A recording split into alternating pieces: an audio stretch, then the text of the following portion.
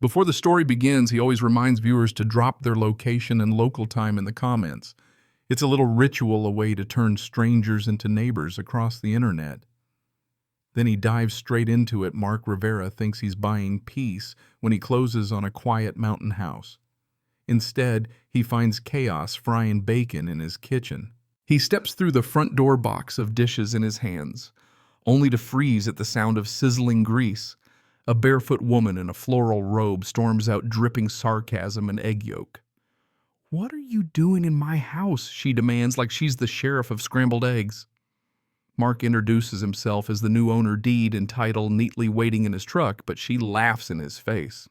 Her robe is still warm from the porch rail, and her act of indignation comes with an encore. She dials 911 right in front of him. The deputies arrive in 10 minutes boots, crunching gravel, one chewing gum like he's on a reality show.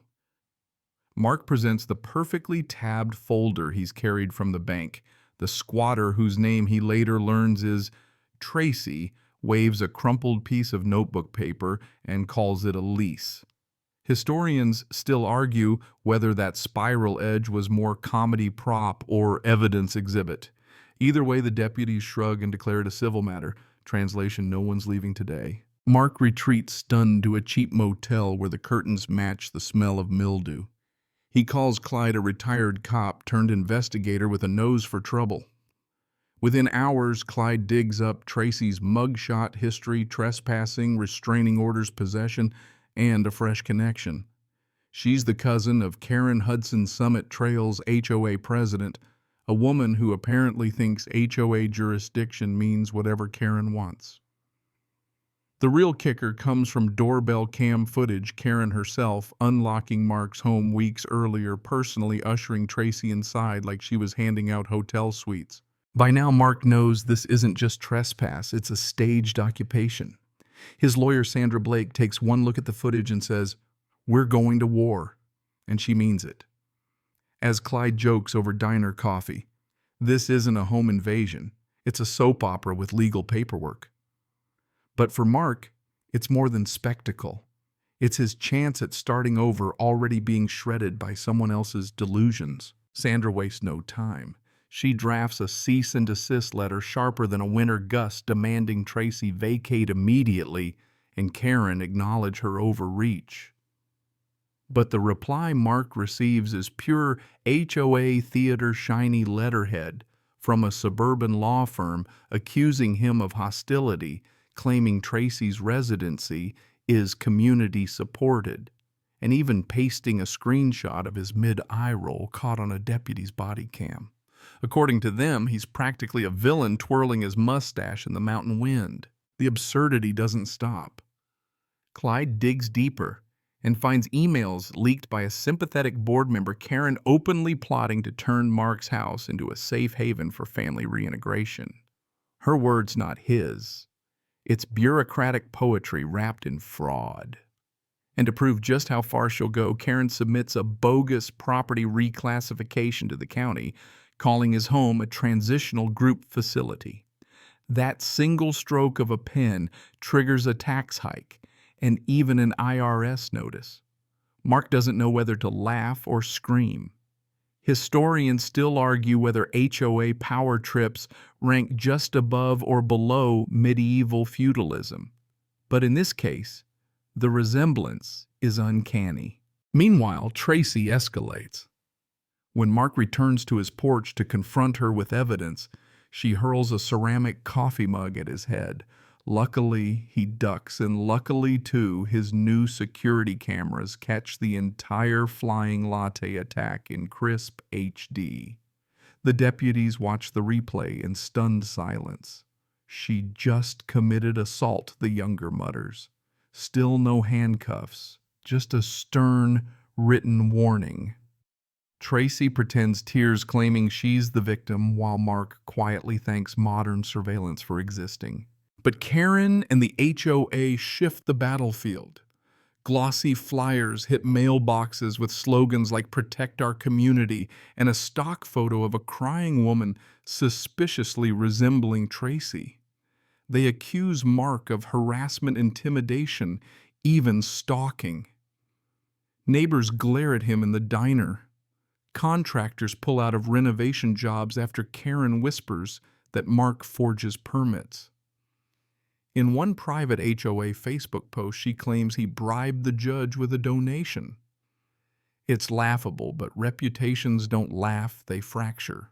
Sandra responds with a nuclear filing, restraining order requests, subpoenas for HOA emails, affidavits from contractors testifying about Karen's smear campaign. She calls it legal trench warfare. Clyde simply calls it what it is, a circus with Karen juggling chainsaws. And though the noise grows louder, Mark realizes something vital. The more they attack, the more evidence piles up against them. Each flyer, each fraudulent document, each Facebook rant becomes another brick in the paper fortress they're accidentally building around themselves. The courtroom smells faintly of burnt coffee and polyester when Mark finally gets his day before a judge. Tracy sits beside Karen in oversized sunglasses, looking like she lost a fight with daylight. Their lawyer delivers a sermon about compassion and healing environments, while Sandra calmly cues up the footage, Karen unlocking the house, Tracy hurling the mug, the fraudulent tax filings. The judge doesn't even need popcorn. With a sharp bang of the gavel, she orders Tracy out within 24 hours and bars Karen from stepping foot on the property. For once, justice doesn't whisper, it shouts. Mark returns to his porch the next day as deputies supervise Tracy's bitter exit. Trash bags, muttered curses, stale perfume gone. It should feel like victory, but Karen isn't the kind to lose quietly. Within days, a dead squirrel is nailed to Mark's mailbox, and a letter arrives accusing him of violating lawn uniformity, window blind compliance, and, ironically, mailbox defacement. Yes, they fine him for someone else's taxidermy theatrics.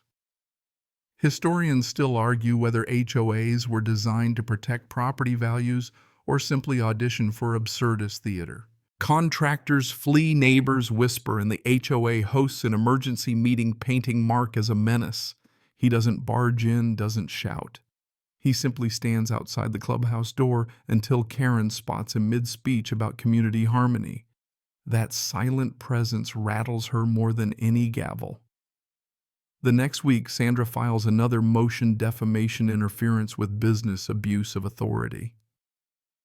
And then the real tide turns. A journalist publishes Battle in Boulder County, splashing Karen's schemes across front pages with mugshots, leaked emails, and court orders.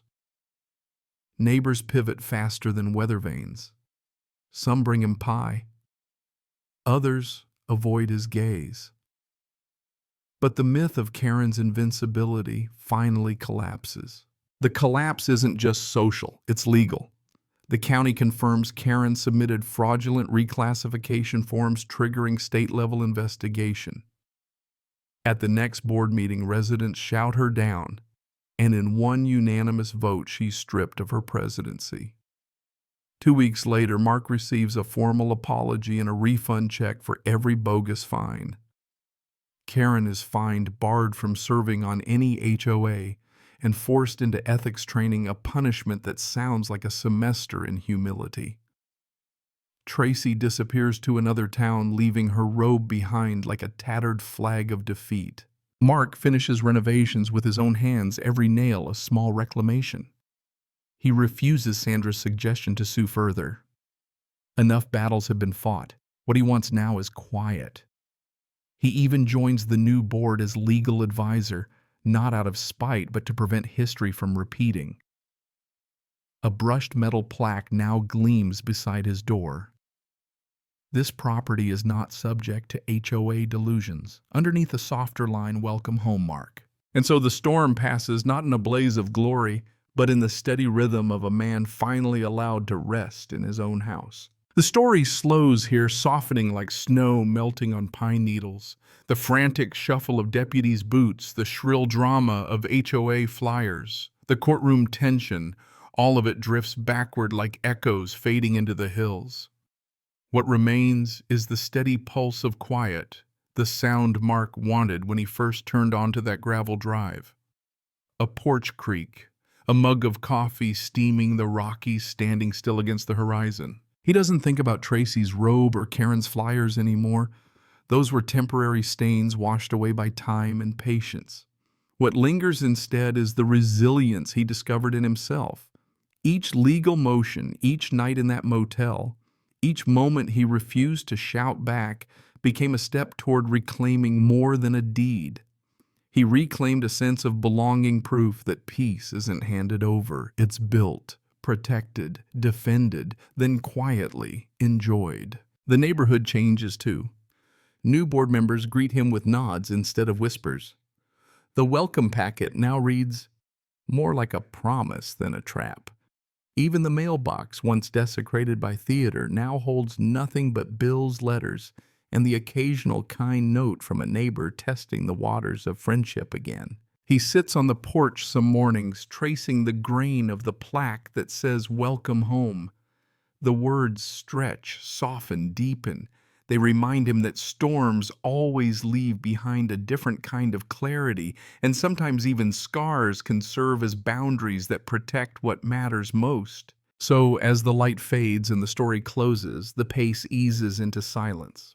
A house no longer contested, a man no longer hunted by chaos, and a neighborhood learning what community really means. The whisper drifts out with the wind, "Home is yours now, rest easy."